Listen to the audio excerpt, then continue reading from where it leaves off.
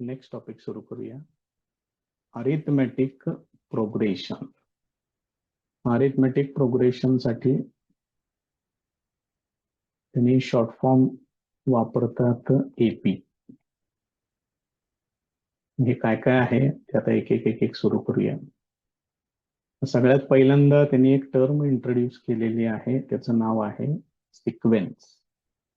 आता नंबरच्या बाबतीत आपण सिक्वेन्सेस घेऊ शकतो, आपल्याला माहितीच आहे ते, त्यात काही विशेष काय असं नाही आहे जास्त. जर समजा मी असं लिहिलं 1 2 3 4, याच्या पुढं कोणत्या संख्या येणार आहेत ह्या तुम्ही ऑटोमॅटिकली तुमचं तुम्ही सांगू शकता. जर समजा मी असं लिहिलं 2 4 6 8, पुढच्या संख्या तुम्ही सांगू शकता. जर मी असं लिहिलं 1 3 5 7, साधारण तुम्हाला पहिल्या 2-3 संख्यांमधलं रिलेशन समजतं आणि पुढची संख्या कोणती येऊ शकते हे तुम्ही अगदी इझिली सांगू शकता. याच्यामध्ये आपण त्यांनी डेफिनेशन मध्ये दिल्याप्रमाणे नॅचरल नंबर्स कन्सिडर करतो याच्यामध्ये. म्हणजे इथं जे आता जी 2-3 एक्झाम्पल्स आहेत त्याच्यात याच्याही पेक्षा वेगळे नंबर्स त्या ठिकाणी असू शकतात. फक्त यांच्यामध्ये या नंबर्समध्ये काहीतरी प्रॉपर रिलेशन आहे, एका ठराविक ऑर्डरनं त्यांना अरेंज केलेलं असेल तर त्याला सिक्वेन्स असं म्हणतात. A set of numbers where the numbers are arranged in a definite order like the natural numbers is called a sequence. तर त्याच्यामध्ये एक विशिष्ट ऑर्डर आहे, डेफिनाइट ऑर्डर आहे, त्यानुसार त्यांना काय केलेलं असतं, अरेंज केलेलं असतं. मग हे जे ओळीनं जे काही नंबर्स आहेत त्याच्यातले त्यांना नोटेशन वापरतात T1 T2 T3, याचा अर्थ first term, second term, third term, up to nth term Tn. या पद्धतीनं त्यांना नोटेशन्स वापरायची आहेत. बाकीच्या याच्यामध्ये पहिल्या पेजवरती काही विशेष दिलेलं नाही. आता आपण जे अरिथमेटिक प्रोग्रेशन जे बघणार आहे त्याच्यामधलं सगळ्यात महत्वाची गोष्ट म्हणजे in a sequence if difference Tn plus 1 minus Tn is a constant, then the sequence is called an arithmetic progression. म्हणजे जर दोन कन्झिक्युटिव्ह नंबर्स मधला डिफरन्स जर कॉन्स्टंट राहत असेल तर त्याला अरिथमेटिक प्रोग्रेशन म्हणायचं. समजा मी असं लिहिलं 1 5 9 13 डॅश डॅश डॅश. तर आता इथं बघा बरं, 5 मायनस 1 तो डिफरन्स येतोय 4, 9 मायनस 5 तो पण डिफरन्स येतोय 4, 13 मायनस 9 डिफरन्स 4. याचा अर्थ याच्यामध्ये डिफरन्स कॉन्स्टंट राहतोय. तुम्ही याच्यातल्या कोणत्याही टर्मला जर Tn म्हटलं तर त्याच्या पुढच्या टर्मला काय म्हटलं पाहिजे, Tn प्लस 1 म्हटलं पाहिजे. आणि या Tn प्लस 1 मधून Tn ला सबट्रॅक्ट केलं की जो डिफरन्स येतो त्याला कॉमन डिफरन्स असं म्हणतात आणि तो कॉन्स्टंट असतो. आणि जर तो डिफरन्स कॉन्स्टंट राहत असेल तर त्याला म्हणतात अरिथमेटिक प्रोग्रेशन एपी. त्यामुळे ही एपीची डेफिनेशन आहे असं म्हणायला काय हरकत नाही. दोन कन्झिक्युटिव्ह टर्म्स मधला डिफरन्स कॉन्स्टंट असतो त्या सिक्वेन्सला एपी असं म्हणतात. So in an AP, the difference between two consecutive numbers is constant and is denoted by small d. हा जो काही डिफरन्स आहे तो स्मॉल d न दाखवतात. This difference d can be positive, negative or zero. हा डिफरन्स पॉझिटिव्ह, निगेटिव्ह किंवा zero पण असू शकतो. In an AP, if the first term is a and the common difference is d, then the terms in the sequence are. सुरुवात कोणापासून करायची आहे, a न सुरुवात करायची. डिफरन्स कितीचा आहे, d चा डिफरन्स आहे, मग d न वाढवत जावा फक्त, a प्लस d. त्याच्या पुढे अजून एक d न वाढवा, ते येणार a प्लस 2d. मग याच्यातून हे वजा करा, बघा बरं, a plus d minus difference d येतोय. याच्यातून हे वजा करा, a plus 2d minus a plus d, a ला a कॅन्सल होईल, 2d मायनस d. इथं पण डिफरन्स काय राहतोय, कॉन्स्टंट राहतोय. असं जर असेल तरच त्याला अरिथमेटिक प्रोग्रेशन असं कन्सिडर करायचं आहे, म्हणायचं आहे. त्याच्या पुढे जाऊयात आपण. काय काय केलेलं आहे त्यांनी, बऱ्याच काय काय गोष्टी दिलेल्या आहेत. तर डायरेक्ट आपण प्रॅक्टिस सेट 3.1 मध्ये सोपं आहे, काय विशेष असं काय अवघड नाही आहे जास्तच्या. Practice set 3.1 question number 1. Which of the following sequences are AP? If they are AP, find the common difference. जर ते AP असतील तर त्यांच्यातला कॉमन डिफरन्स फाइंड आउट करा म्हणून सांगितलंय. पहिलं एक्झाम्पल घेऊया त्याच्यातलं. त्यांनी असं दिलेलं आहे 2, 4, 6, 8 डॅश डॅश डॅश. म्हणजे सोडवण्याची पद्धत बघा कशा पद्धतीनं आहे ते. तर ह्या ज्या टर्म्स आहेत यांना ओळीनं नोटेशन वापरा. Here T1 equal to 2 first term, T2 equal to 4, T3 equal to 6, T4 equal to 8 dash dash dash. आता यांच्यातले डिफरन्सेस घ्या.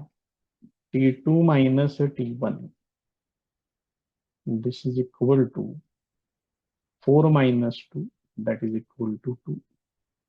त्यानंतर T3 minus T2, 6 minus 4, that is equal to 2. T4 minus T3, 8 minus 6, that is equal to 2. अशा पद्धतीनं आहे. म्हणजेच याच्यामध्ये कोणत्याही दोन कन्झिक्युटिव्ह नंबर्स मधला डिफरन्स कॉन्स्टंट येतो. Therefore Tn plus 1 minus Tn, this is equal to constant for all n. असं सांगा. Therefore, given sequence is an AP. हे पहिलं. आणि कॉमन डिफरन्स इथे दिसतोयच तुम्हाला किती डिफरन्स आहे. कॉमन डिफरन्स इक्वल टू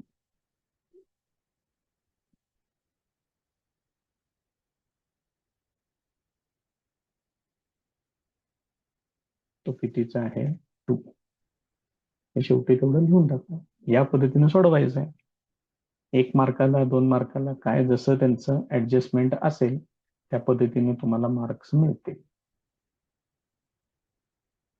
दुसरं एक्झाम्पल बघूयात आपण. आता सांगितलेलं आहे 2, 5/2, 3, 7/3 डॅश डॅश डॅश. मग इथं सुद्धा तुम्हाला परत एकदा T1 equal to 2, T2 equal to 5/2, T3 equal to 3 आणि T4 इक्वल टू 7/3 हे तुम्हाला असं घ्यावं लागेल. डिफरन्सेस फाइंड आउट करा. T2 minus T1 equal to 5/2 minus 2. हे किती होईल? 2 ने इकडे मल्टिप्लाय करून घ्या. 5 minus 4 divided by 2, that is equal to 1/2. त्याच्यानंतर आहे T3 minus T2. मग T3 आहे 3 minus 5/2. किती होणार? 2×3=6. 6 minus 5 divided by 2. मग 6 minus 5 येते 1, ते होणार 1/2. त्याच्या पुढे आहे T4 minus T3. मग T4 ची व्हॅल्यू आहे 7/3 मायनस T3 आहे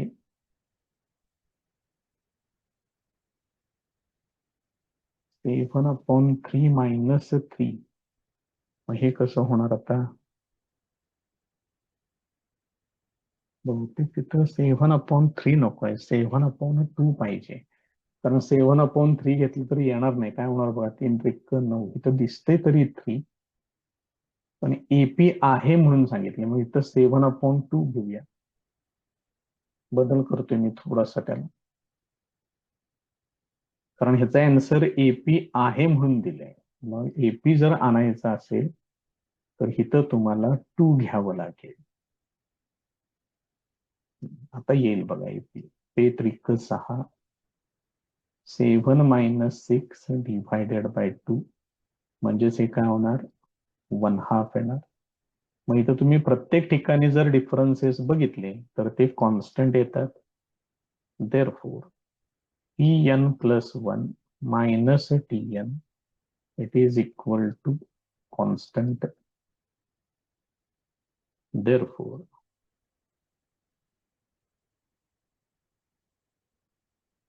given sequence is an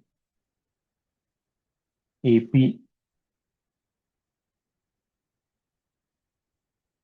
and common difference is equal to 1/2. That's the answer.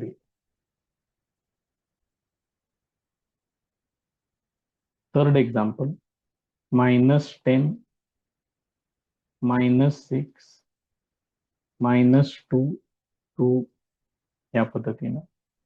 आता याच्यामध्ये परत एकदा सगळे नोटेशन वापरून घ्या. पहिल्यांदा T1 equal to -10, T2 equal to -6, T3 equal to -2, T4 equal to +2. मग T2 minus T1, T2 minus T1 काय होणार, -6 मायनस -10, म्हणजेच हे काय होणार, -6 + 10, दॅट इज इक्वल टू 4. त्यानंतर T3 मायनस T2, T3 आहे मायनस -6, म्हणजेच -2 + 6, that is equal to 4.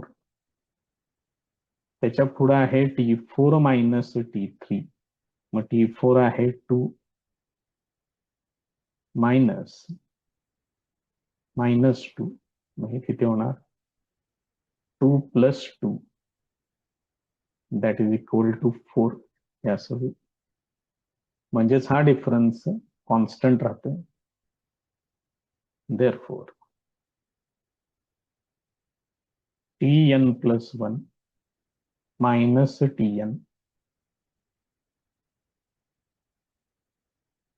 this is equal to constant. Therefore, given sequence is an AP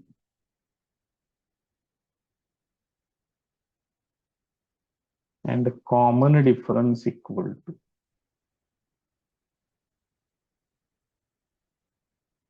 is equal to 4. It is the answer. Next example,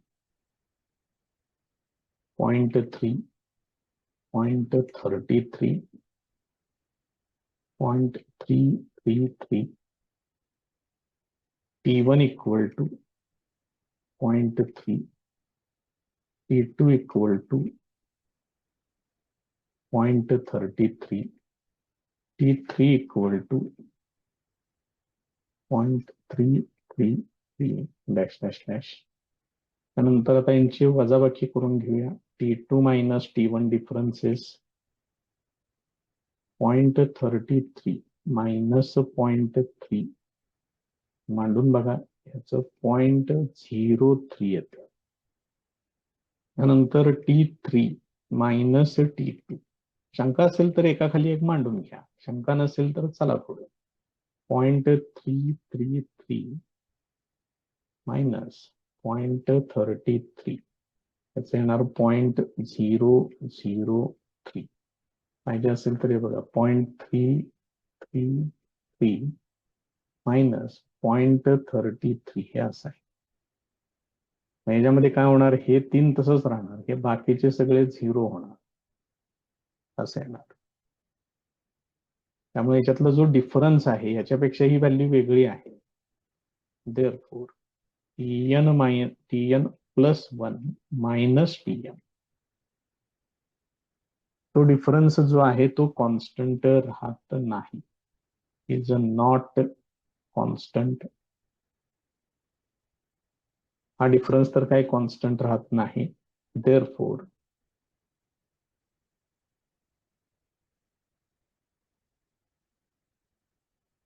given sequence is not an AP.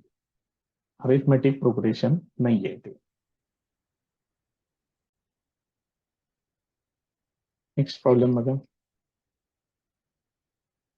0 -4 -8 -12 dash dash dash P1 equal to 0, P2 equal to -4, P3 equal to -8, P4 equal to -12. तर यांच्यातले differences find out करूया. T2 minus T1 -4 -0 येणार -4. T3 minus T2, मग T3 आहे -8 -4, म्हणजेच -8 + 4, this is equal to -4. त्याच्यानंतर आहे T4 minus T3, T4 आहे -12 -T3 आहे -8 -12 + 8, दिस इज इक्वल टू -4. मग सगळीकडे डिफरन्स कॉन्स्टंट आहे. Therefore Tn + 1 minus Tn, this is equal to constant. हा डिफरन्स कॉन्स्टंट आहे. Therefore given sequence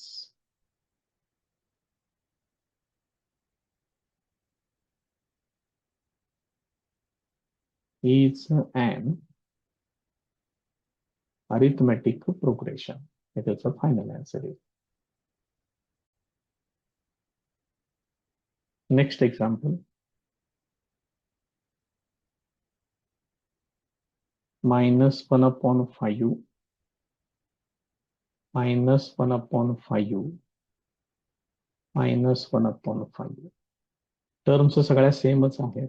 T1 equal to -1/5, T2 तेच लिहायचं, T3 तेच लिहायचं आहे. साहजिकच टर्म्स जर सेम असतील तर डिफरन्स 0 येणार. T2 minus T1 equal to, T2 आहे -1/5, मध्ये मायनस, परत पुढे मायनस आहे त्यामुळे त्याला कंसाच्या आत लिहितोय. मग -1/5 + 1/5, दिस इज इक्वल टू 0. मग सेम याच पद्धतीनं, कारण टर्म्स त्याच आहेत त्यामुळे काही वेगळं काही होणार नाहीये त्याच्यात, हे सुद्धा 0 येणार. Therefore Tn + 1 minus Tn, this is equal to constant. त्यामुळे हा गिव्हन सिक्वेन्स सुद्धा तुम्हाला एपीच म्हणावं लागेल. Therefore given sequence is an AP, आणि जो कॉमन डिफरन्स आहे तो 0 आहे.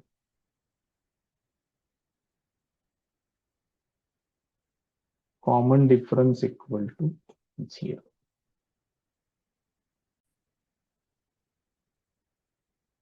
Next problem 3 plus root 2 3 plus 2 root 2 3 plus 3 root 2 dash dash dash. मग याच्यामध्ये t1 equal to 3 t2 equal to 3 plus root 2 होईन त्यांना नोटेशन्स द्या.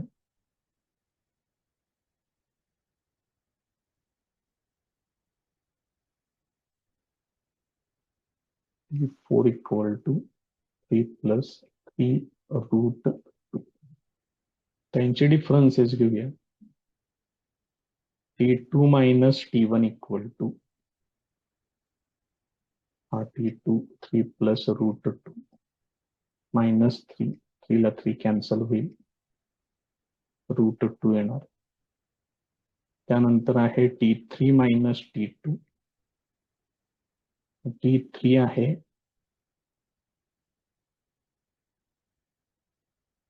3 plus 2 root 2.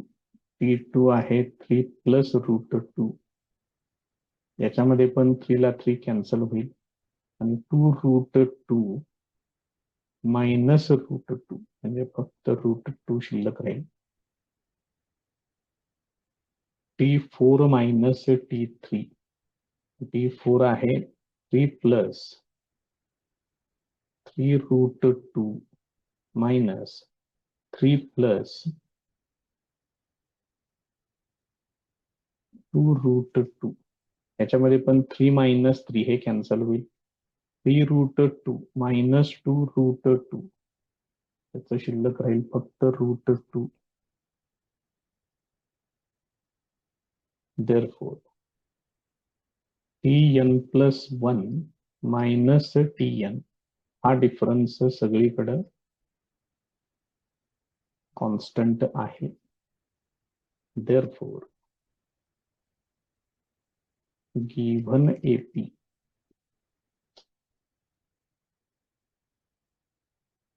given sequence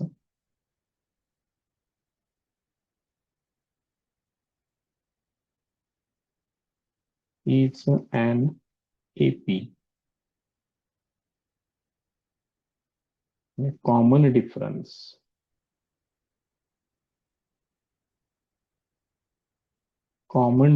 equal to root 2. या पद्धतीने ते पूर्ण होईल.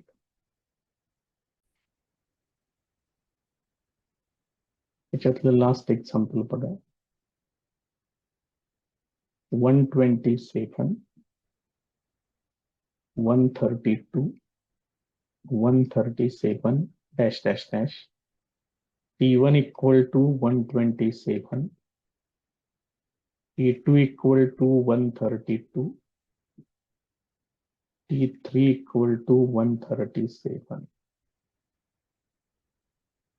मग इथं t2 मायनस t1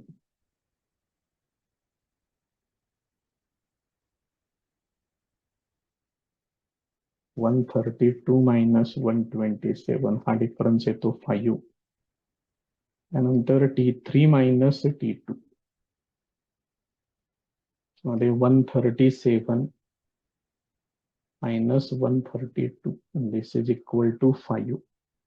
मग दिलेले ज्या टर्म्स आहेत त्याच्यामध्ये तर डिफरन्स कॉन्स्टंटच राहतोय. त्याचा अर्थ हे एपी आहे. therefore tn plus 1 minus tn this is equal to constant. therefore given sequence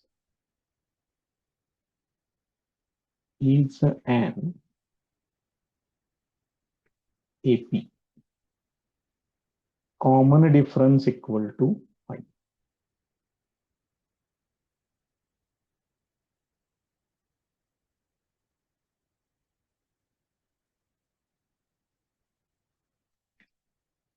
या पद्धतीने हे पूर्ण होईल.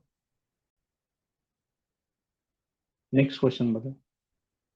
Right an AP whose first term A and common difference D in each of the following. त्यातलं फर्स्ट एक्झाम्पल, ए दिलेला आहे, D दिलेला आहे आणि एपी लिहा असं त्यांनी सांगितलेलं आहे. फर्स्ट प्रॉब्लेम मध्ये A equal to 10, D equal to 5 हे असं आहे. मग ए म्हणजेच T1, A equal to T1 equal to 10 consider करतोय. याच्यामध्ये डिफरन्स कॉन्स्टंट असतो, त्यामुळे तुम्ही T2 equal to T1 plus D असं लिहू शकताय. मग T1 आहे 10, डी आहे 5, 15 येणार. T3 equal to T2 plus D, T2 आहे 15 plus 5 that is equal to 20. T4 equal to T3 plus D, that is 20 plus 5 is equal to 25. Therefore, required AP is, सुरुवात 10 पासून होणार. 10, 15, 20, 25 डॅश डॅश डॅश या पद्धतीने. दुसरं बघा, त्याच्यात दुसऱ्यात काही विशेष नाहीये म्हणून मी इकडे घेते. A equal to -3, D equal to 0, म्हणजेच T1 इक्वल टू ए -3 आहे. मग T2 इक्वल टू काय येणार, T1 प्लस डी, पण डी 0च आहे, त्यामुळे -3 plus 0 that is equal to -3. T3 equal to T2 plus D -3 plus 0 that is equal to -3. असं तुम्ही किती वेळा जरी लिहिलं तरी -3 येणार आहे. Therefore, required AP is -3, -3, -3 dash dash dash या पद्धतीने येईल. सोपं होतं म्हणून ते एवढ्या जागी तिथल्या इथं आवरून टाकले, काय त्याच्यात विशेष नाहीये जास्त. Next example, A equal to -7, D equal to 1/2. मग ए म्हणजेच first term that is equal to T1 equal to -7. मग T2 इक्वल टू काय येणार, T1 प्लस डी. मग T1 किती आहे, -7 प्लस डी किती आहे, 1/2. एवढं सोडवायचं आहे फक्त तुम्ही. इथं सोडवा, हे किती होणार, बेस अति 14 होणार, म्हणजे -14 होणार ते. -14 हे फ्रॅक्शन मध्ये ठीक आहे, घेऊया असं आपण. -14 plus 1 divided by 2 that is equal to -13/2. त्यानंतर T3 equal to T2 plus D. T2 ची व्हॅल्यू आहे -13/2 प्लस डी ची व्हॅल्यू आहे 1/2. आता दोघांचाही छेद समान, त्यामुळे डायरेक्ट अंशांची बेरीज -13 प्लस 1 ते होणार -12/2 that is equal to -6. T4 equal to, कमीत कमी T4 पर्यंत तरी फाइंड आउट करा. T3 प्लस डी म्हणजे हे -6 प्लस 1/2, हे सोडवून किती होणार बघा, येणार -12 प्लस 1 डिवायडेड बाय 2. -12 प्लस 1 म्हणजे -11/2 असेल. Therefore, required AP is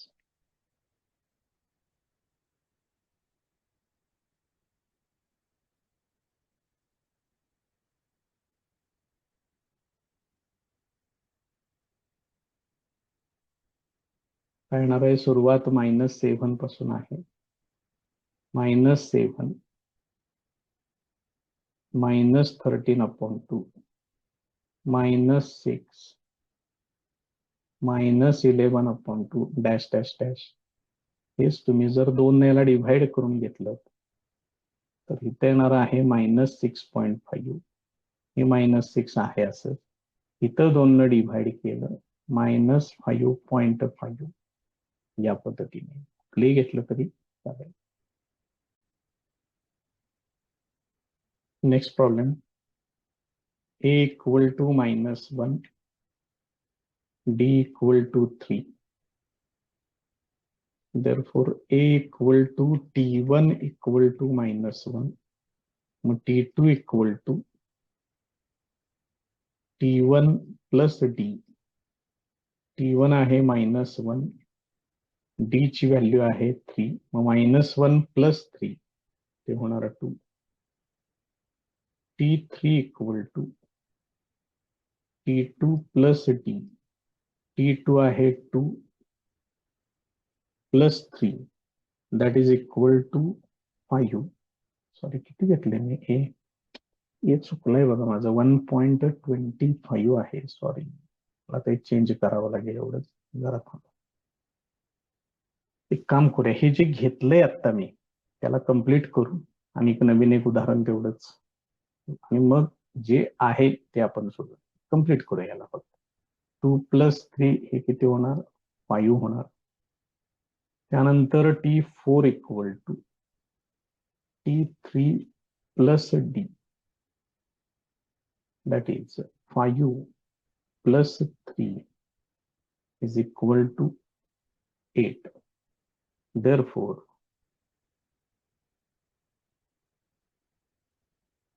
required AP is, काय करणार आहे, पहिली टर्म आहे -1, +3 केलं की 2 येणार, +3 केलं की 5 येणार, +3 केलं की 8 येणार. हे -1 घेऊन असं आहे.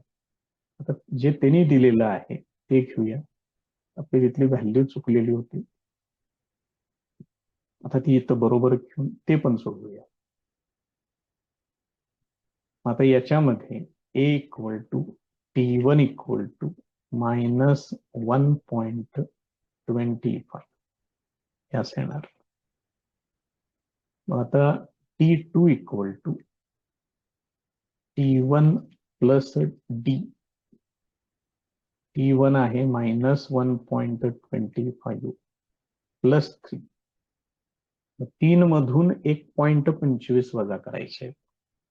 मग 3 मधून जर तुम्ही 1.25 जर वजा केले तर हे येणार 1.75. बघा एकदा करून बाजूला काय असेल ते तुमचं. इथं सोडवून दाखवतो मी पाहिजे असेल तर. 3.00 आणि हे 1.25. 5 आणि 5 10 हजार, 3 आणि 7 10 हजार, 3 वजा 2 हे येणार 1. या पद्धतीनं हे 1.75 येईल.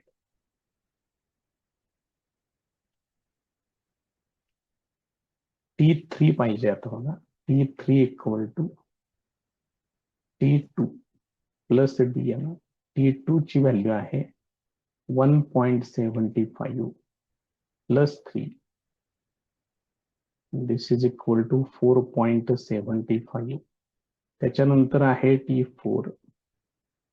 t4 equal to t3 plus d म्हणजे 4.75 plus 3 that is equal to 7.75.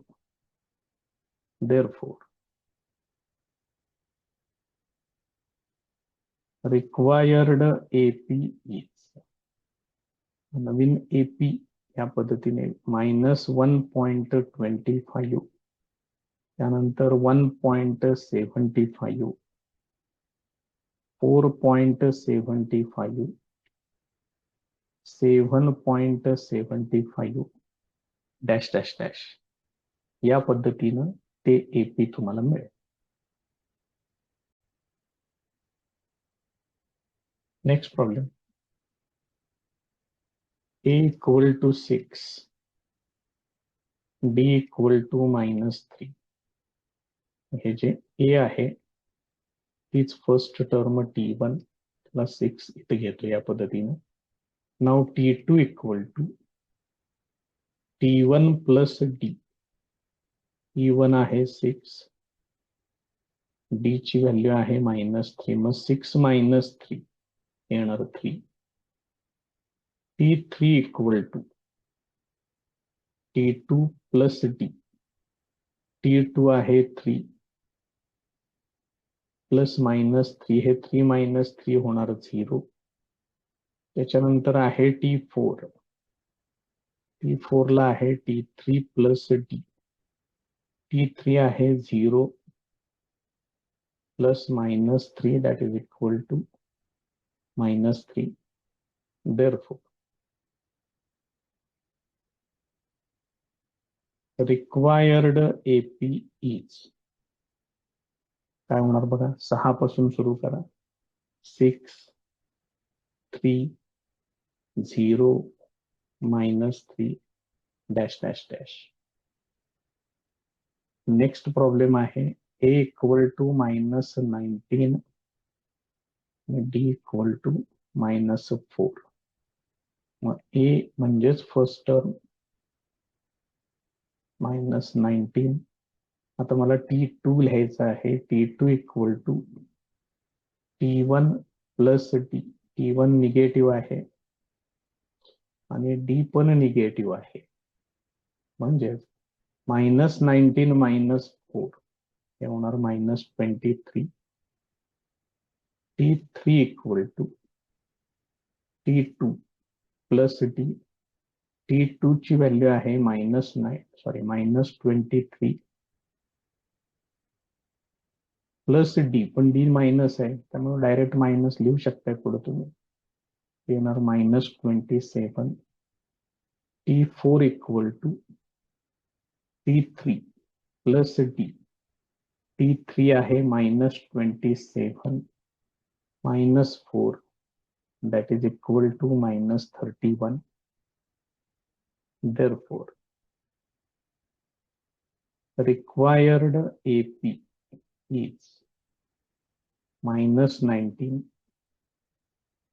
-23 -27 -31 dash dash dash. या पद्धतीने ते पूर्ण होईल.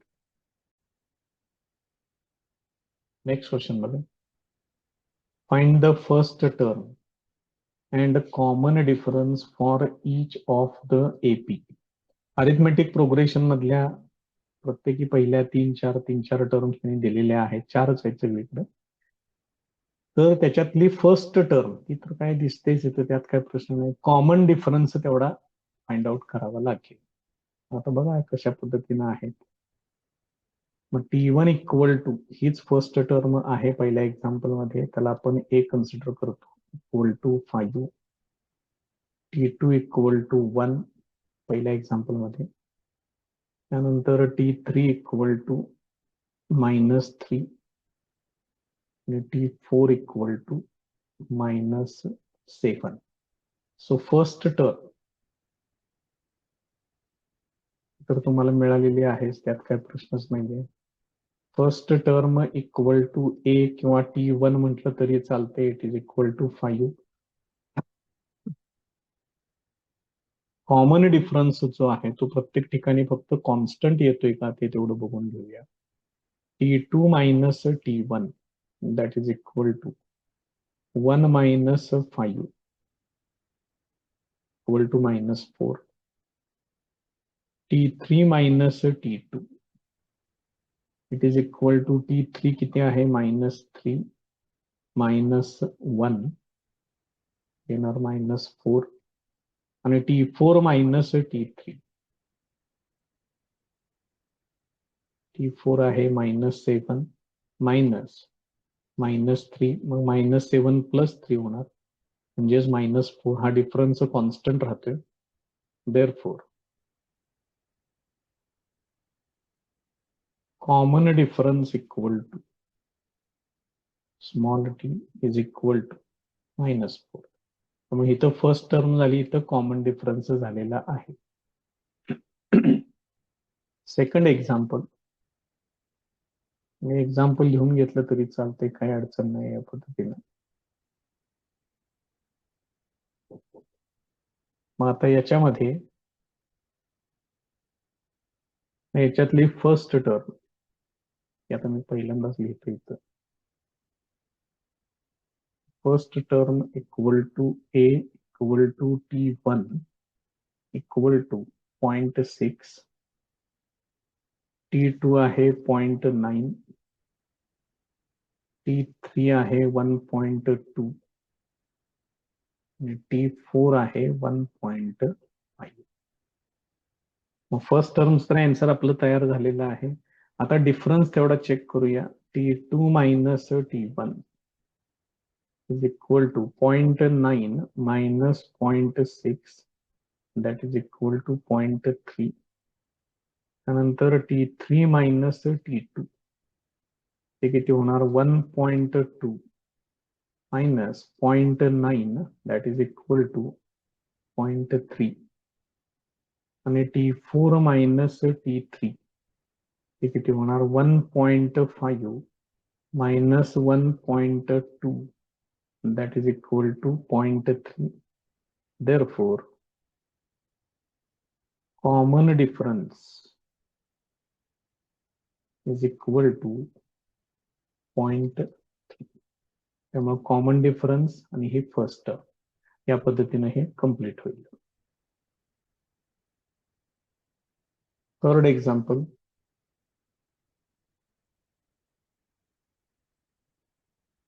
काय दिलेलं आता, 127,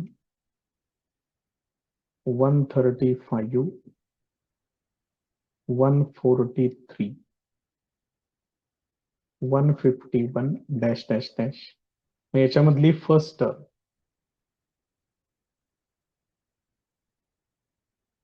first term equal to A equal to T1 is equal to 127. आता बाकीच्या टर्म्सना नोटेशन वापरूया. T2 equal to 135, T3 equal to 143, T4 equal to 151. आता फर्स्ट टर्म झालेली आहे, डिफरन्सेस चेक करूया.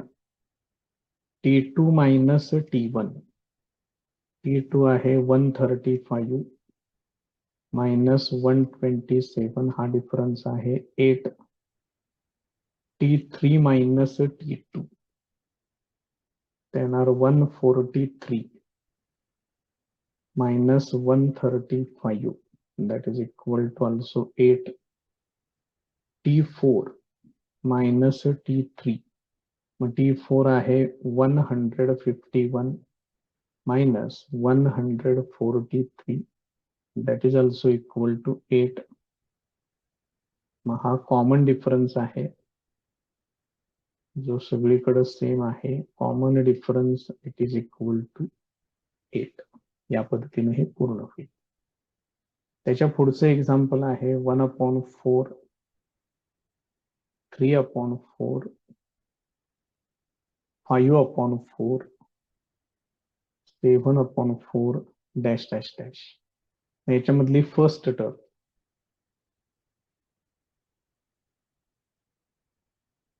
First term equal to A equal to T1 is equal to 1/4, T2 equal to 3/4, T3 equal to 5/4 आणि T4 equal to 7/4. आता differences check करूया. T2 minus T1, 3/4 minus 1/4, हे किती होणार, 3 मायनस 1. छेद समान आहे त्यामुळे अंशांची डायरेक्ट वजाबाकी करू शकते. 3 मायनस 1 म्हणजे 2, 2/4 म्हणजेच 1/2. T3 minus T2, 5/4 -3/4. This is also equal to 2/4 म्हणजेच 1/2. T4 मायनस T3 7/4 -5/4 म्हणजेच 2/4 equal to 1/2. The common difference, therefore, common difference equal to direct value लिहिले तरी चालेल, स्मॉल डी लिहिलं तरी पण चालेल. हे त्याचं फायनल आन्सर. नेक्स्ट पॉइंट आहे nth term of an AP.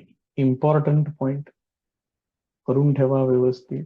फॉर्म्युलाच लागणार आपल्याला, काय प्रूफ काय कोण तुम्हाला विचारणार नाहीये. एपी मधल्या ज्या काही टर्म्स आहेत त्यांना आपण T1, T2, T3 असं कन्सिडर करतो.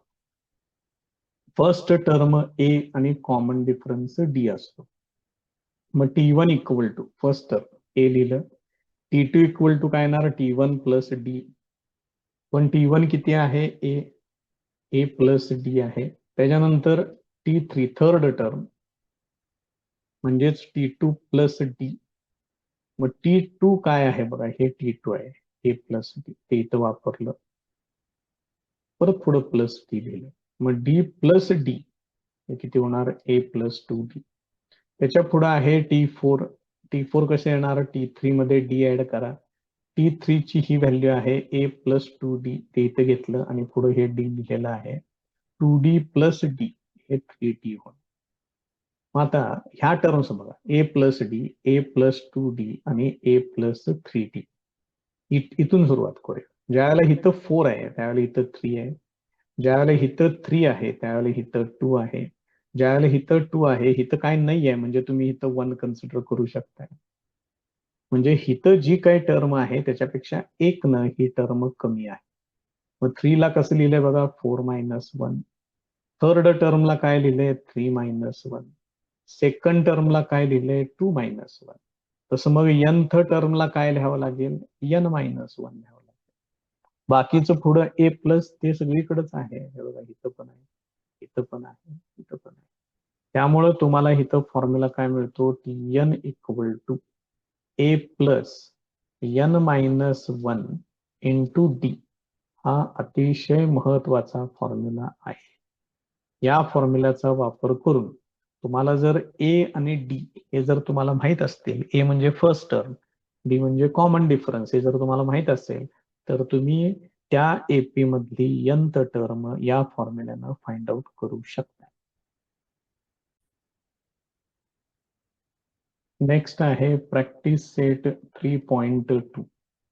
आहे पहिला प्रश्न, नुसतंच काही विशेष काही नाही, एक सोडूया आपण त्याच्यातलं. बघा हे त्यांनी एपी दिलेलं आहे. First term A equal to 1, त्याला परत T1 घेतलंय, ते पण 1च येणार फर्स्ट टर्म. सेकंड टर्म येणार 8, थर्ड टर्म येणार 15. त्याच्या पुढे काय केले त्यांनी, T2 मायनस T1 केले, म्हणजे 8 - 1 ते येणार 7. T3 मायनस T2 म्हणजेच 15 - 8 ते येणार 7. त्यामुळे कॉमन डिफरन्स कितीचा आहे, 7 चा कॉमन डिफरन्स तुम्हाला मिळतोय. या पद्धतीनंच हे दुसरं, तिसरं, चौथं एवढ्या रिकाम्या जागा तेवढ्या भरून घ्या. आपण त्याच्या पुढचे क्वेश्चन्स बघणार आहे. नेक्स्ट क्वेश्चन बघा, decide whether following sequence is an AP.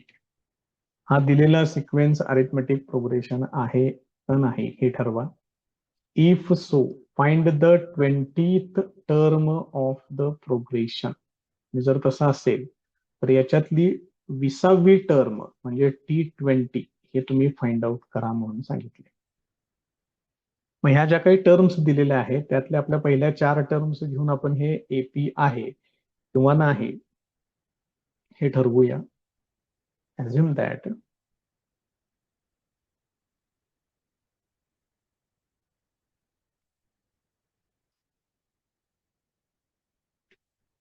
T1 equal to -12, T2 equal to -5, T3 equal to 2, T4 equal to 9. तर यांचे डिफरन्सेस चेक करून घेऊया. T2 मायनस T1, T2 आहे -5 मायनस -12, जसे किती होणार -5 प्लस 12, 12 मधून 5 वजा करा, ते येणार 7. त्याच्या पुढे आहे T3 मायनस T2, T3 आहे 2 मायनस T2 आहे -5, म्हणजेच हे होणार 2 plus 5, that is equal to 7. त्याच्या पुढे आहे T4 मायनस T3, T4 आहे 9, T3 आहे 2, हे येणार 7. त्यामुळे कॉमन डिफरन्स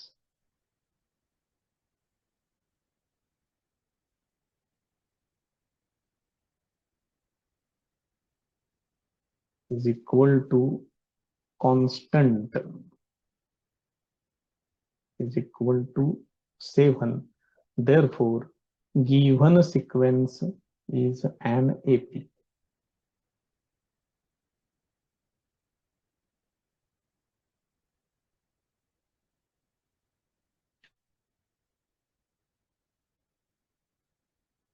आता याच्यामध्ये first term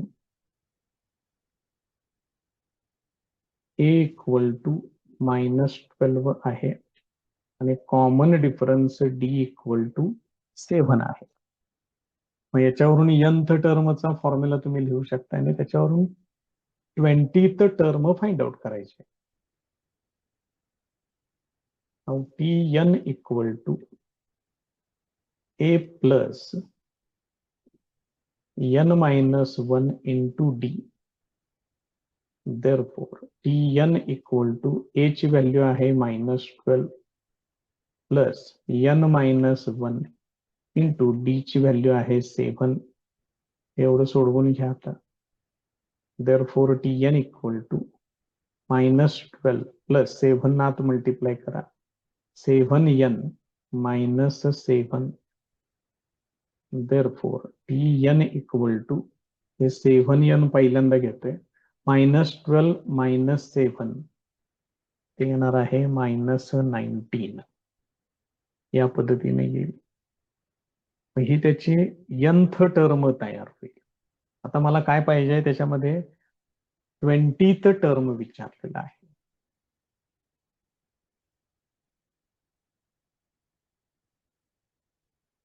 Now n equal to 20. Therefore, T20 is equal to 7 into 20 minus 19. मग 7 गुणिले 20 ते होणार 140 वजा 19. हे एवढं सोडवा फक्त. हे होणार आहे 121.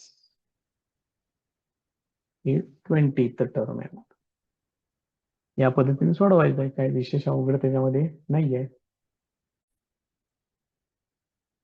नेक्स्ट प्रॉब्लेम बघा. गिव्हन अरिथमेटिक प्रोग्रेशन 12, 16, 20, 24 हे एपी सांगितलेलं आहे. Find the 24th term of this progression. तर या प्रोग्रेशन मधली 24वी टर्म फाइंड आउट करा, असं त्यांनी विचारलेलं आहे.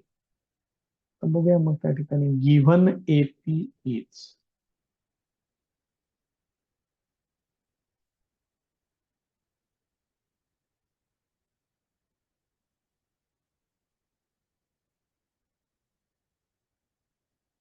या पद्धतीनं आहे. Here first term a equal to 12, common difference d equal to 16 minus 12, that is equal to 4 हे असेल. त्याच्यानंतर Tn चा फॉर्म्युला लिहूया. Now Tn equal to a plus n minus 1 into d. आपल्याला काय विचारलंय त्यांनी, 24th टर्म विचारली. आता मी तुम्हाला इथं दोन्ही प्रकारे सोडवून दाखवते. पहिल्यांदा काम काय करतोय, हे a आणि d हे आहे असंच वापरतोय जसं आपण मागच्या उदाहरणामध्ये सोडवलंय त्याच पद्धतीने tn इक्वल टू इथं 12 plus n minus 1 into D ची व्हॅल्यू आहे 4. हे सोडवा. 12 plus 4n minus 4 this is equal to 4n plus 8. म्हणजे पहिल्यांदा nth टर्म फाइंड आउट करायची आणि मग नंतर 24th टर्म विचारले म्हणजे n इक्वल टू 24 वापरायचं. Now n equal to 24, therefore t24 equal to 4 into 24 plus 8 म्हणजेच हे किती होणार आहे 24 चौक 96 होणार आहे. 96 प्लस 8 म्हणजेच हे टोटल किती येणार 104 येणार. तर त्याचा आन्सर आहे. आता हिथंच तुम्ही काय करू शकता याच्यामध्येच याच फॉर्म्युल्यामध्ये n इक्वल टू 24 पण घ्या. For 24th term n equal to 24, therefore tn equal to a ची व्हॅल्यू 12 आहे, n ची व्हॅल्यू 24 घ्यायची आहे. असेल हे 12 होणार. इथे येणार 23 गुणिले 4 हे 12 आणि 23 गुणिले 4 म्हणजे 92. त्यामुळे टोटल किती होईल 104 आणि इथं तुम्हाला काय घ्यावं लागेल n च्या ऐवजी 24 घ्यावं लागेल कारण तुम्ही n ची व्हॅल्यू 24 वापरलेली आहे. मग तुम्हाला कुठली मेथड बरी वाटते हे तुमचं तुम्ही ठरवा. कुठल्याही मेथडनं सोडवलं तरी मार्क तुम्हाला तेवढेच मिळणार आहेत. नेक्स्ट प्रॉब्लेम बघा. Find the 19th term of the following AP. AP असं सांगितलेलं आहे 7, 13, 19, 25. Given AP is 7, 13, 19, 25 dash dash dash. याच्यातली first term a equal to 7, d equal to 13 minus 7 that is equal to 6 आणि 19th टर्म सांगितलेला आहे n equal to 19. Now tn equal to a plus n minus 1 into d. Therefore t19 equal to a ची value आहे 7, n ची value आहे 19 minus 1, d ची value आहे 6. म्हणजे किती होणार इथं 7 आणि इथं 18 इंटू 6 होणार आहे. 18 इंटू 6 ते झालं 108. टोटल किती होणार मग हे 115. तुमची 19th term.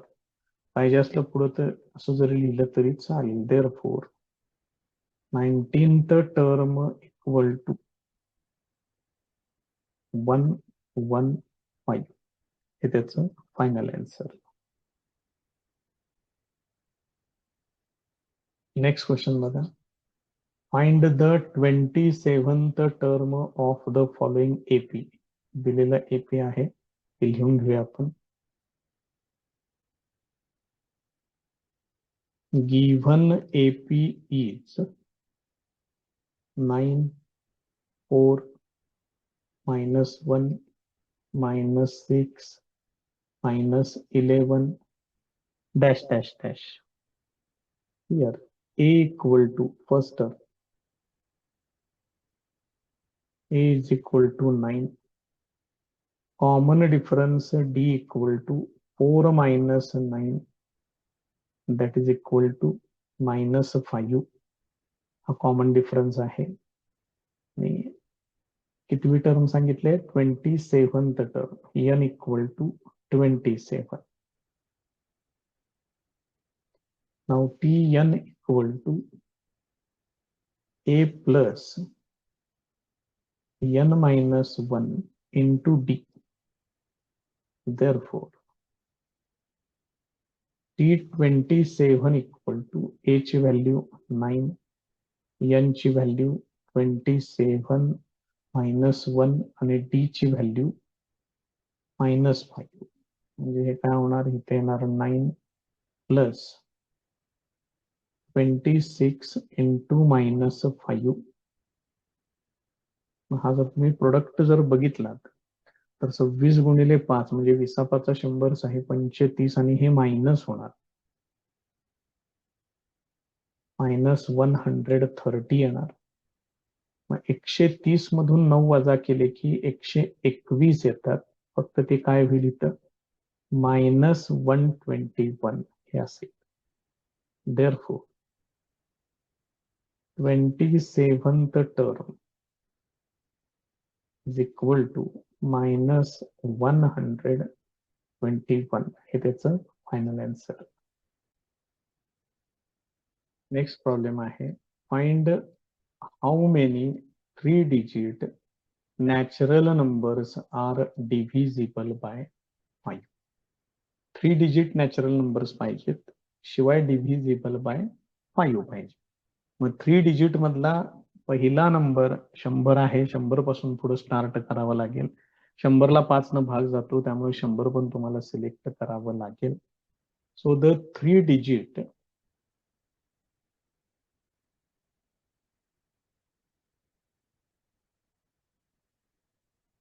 natural numbers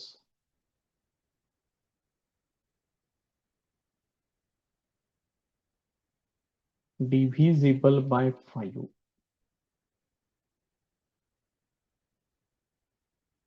are. मग 100 पासून तुम्हाला स्टार्ट करावं लागेल. त्याच्यानंतर येणार 105, त्याच्यानंतर 110, 115. हे असं करत शेवट 3-digit असलेले आणि 5 न डिव्हाइड करू शकणार हा शेवटचा डिजिट, शेवटचा नंबर तुम्हाला मिळेल. बघा लक्षात येते का? आता हे एपी आहे.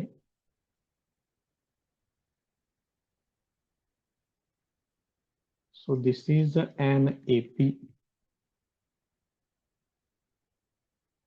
with A equal to 100, D equal to difference 5 चा आहे आणि लास्ट टर्म जी आहे त्याला आपण nth टर्म कन्सिडर करू. tn equal to 995. मला माहिती नाहीये कितवी टर्म आहे, तेच तर आपल्याला फाइंड आउट करायचं आहे.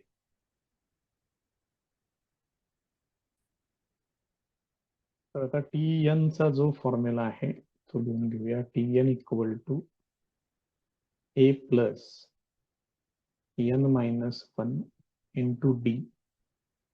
tn ची व्हॅल्यू आहे 995, a ची व्हॅल्यू आहे 100 plus n minus 1, n find out करायचं आहे आणि d आहे 5.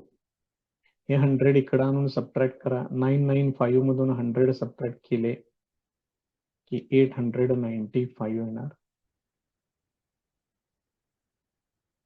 असे 5 न पलीकडे डिव्हाइड करून घ्या. Therefore n minus 1 equal to 895 divided by 5. 5 ने याला डिवाइड करा. 5 1 5 होता है 3, 5 7 35, उरले 4 5 9 45. म्हणजेच n minus 1 equal to 179. Therefore n equal to -1 फक्त इकडे आणून +1 करा म्हणजे ते किती होणार? 180 होणार. मग अशा प्रकारे किती नंबर्स आहेत त्यांनी प्रश्न कसा विचारलेला आहे तो तेवढा बघून घ्या पहिल्यांदा. Find how many 3 digit natural numbers असं त्यांनी विचारलेलं आहे. Therefore 180 3 digit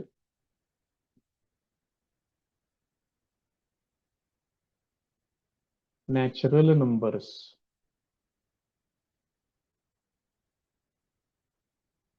are divisible